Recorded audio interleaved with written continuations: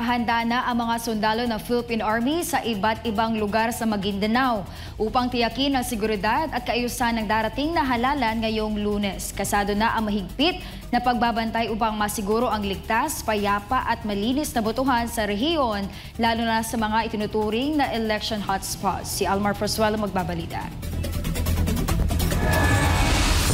Handang-handa na ang 6th Infantry Division of Philippine Army at ang Joint Task Force Central para sa nalalapit na halalan sa Mayo 12. Bahagi ito ng masusing paghahanda ng militar upang tiyakin ang seguridad hindi lamang sa mga voting centers kundi pati na rin sa mga pangunahing kalsada, pantalan at lugar na itinuturing na kritikal sa panahon ng halalan. Sa isang panayam kay Lieutenant Colonel Roden Orbon, tagapagsalita ng 6ID, sinabi niya na nasa humigit kumulang 11,000 sundalo ang ipapakalat nila sa buong Maguindanao upang magbigay ng seguridad bago, habang at pagkatapos ng botohan. It's all system go na po tayo. Ang inyo pong 6ID ay more than prepared at of course kasama natin ang COMELEC at PNP. Yung close estimate natin, all in all, ang tropa natin na involved dito sa ating election duties o sa pag-secure sa election ay more or less 11,000. Binigyan din ni Orbon na bago pa man ang halalan, puspusa na ang ginagawang paghahanda ng kanilang hanay. Lalo pat sa kanilang nasasakupan, 9 na bayan ang idineklarang election areas with serious concerns.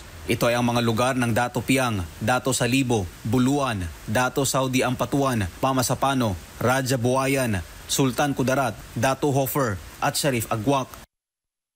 Malaki yung ating areas of responsibility. Kasama po dyan yung dalawang probinsya ng Maguindanao, yung Cotabato City, of course, pati po yung mga bahagi rin ng North Cotabato, Sarangani Province, Sultan Kudarat at kasama na rin po dyan yung South Cotabato.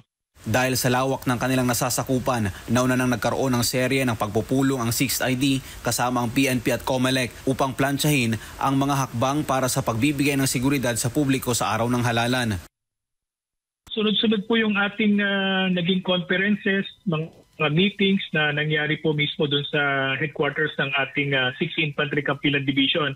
Meron pong kinandak doon kung saan minute po ng aming commanders, ni Major General Gumiran, yung aming po mga brigade commanders, yung mga staff, including po yung ating mga kasama sa PNP, yung ating po mga kasama sa COMELEC. Nagkaroon din po ng mga coordination sa ating po mga intelligence units, yung intelligence units ng AFP at PNP.